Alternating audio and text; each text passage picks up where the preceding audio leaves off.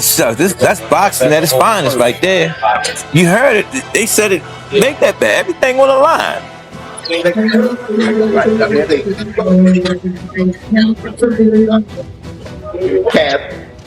Gervonta is an animal for real. Jake is too domestic. Here's the thing. Mike Tyson's an animal too. He was just 60. But he messed around and he got a prime Tank. Gervonta Davis is pushing himself harder than ever in training camp for his fight with Jake Paul.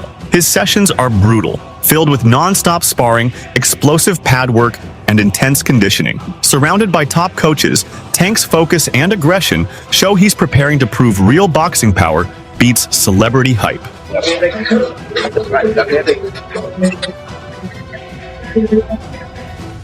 Jake Paul may have made the biggest mistake of his career by calling out Gervonta Davis, a fighter who is still in his prime and more dangerous than ever. He emphasizes that Tank has already proven his ability to dismantle taller and stronger opponents like Ryan Garcia and Mario Barrios, showcasing not only his power, but his adaptability. Showbiz explains that Jake might believe he's following the same pattern that worked when he fought older names such as Nate Diaz, or when he mentioned Mike Tyson. But this situation is entirely different. Tank isn't a past-his-prime legend chasing paydays. He's an elite, active world champion with speed, precision, and knockout intent. According to Showbiz, Jake has stepped into a challenge that could expose the vast gap between an entertainer learning the sport and a true boxing master in his peak form. Emotionally, see if he's rattled. See, when it's all said and done, the whole talking shit goes out the window.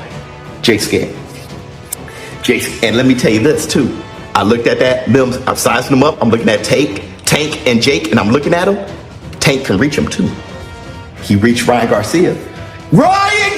He reached Mario Barrios. I was like, he ain't gonna be able to reach him. He's gonna reach him. I saw it. Tank's gonna reach him. He knows he's gonna reach him. Listen, I wanna say this too. Funny as hell.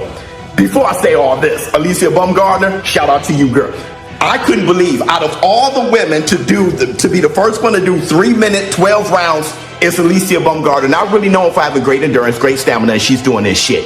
Shout out to Alicia Bumgardner. Because what's her name? Layla? I don't really know her like that.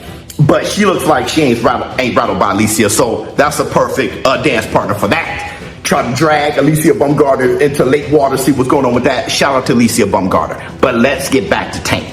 First of all, Tank knows what he's doing. Tank Davis, he said, he was just making all these implications that it's going to be scripted. When he said, you're paying me, and then he was like, yo, you're going to have to give me extra, and then he said that this is scripted. At the end of the day, I gave this little guy an opportunity. He should be thanking me. I'm paying him. I'm his boss. He reports to me, and I'm going to fucking son him on November 14th. So fuck you, little man. You paying me? Are you paying me? Yeah. 100%?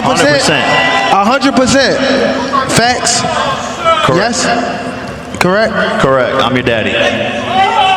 40. What 40 at? Some boxing experts believe Gervonta Davis may have taken on a challenge too big this time. They caution that Jake Paul's size and natural strength could make a real difference once both step into the ring.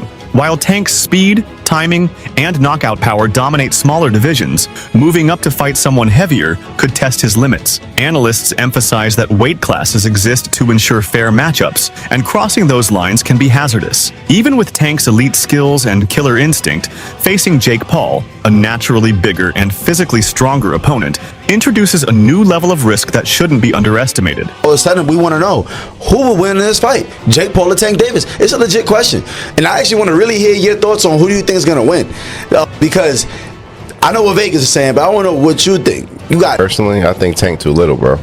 Yo, I think Tank's too little. I'm so glad you have a brain on your fucking shoulder. I think Tank's too little. I said, bro. I think Tank's too little. That's what I'm saying. That weight class is for a reason. Davis that weight class is for a reason. 5'5", 135 pounds. Jake Paul is 6 feet, 205 pounds. That's what I'm saying. He's too 6'1", 205. Everybody's like, yeah, bro, but Tank it only takes one good punch. Yes, it takes one good punch when you're about the same size. There's a 60, 70 pound difference in weight in these people. I don't think nobody puts the physics in mind. Jake Paul gets punched in the face by dudes 200 pounds with all their might on a weekly basis.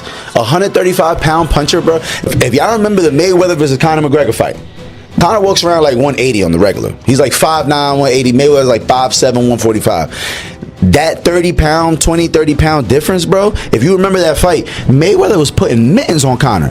Guess what happened to Conor? He didn't hit the ground once. No. He lasted all 12 rounds getting hit with flurries. I'm talking about Mayweather was having his time. He's being cocky with it, hitting him with all kind of combos. And we're watching the last 3 rounds of that shit like, yo, knock him out. And you know what? He could not knock him out because Conor gets punched by people that are 170, 180 pounds on a regular. And just that 20, 30 pound difference, it was like impossible for him to do anything. And that's exactly what I feel like is going to happen versus Jake and Tank.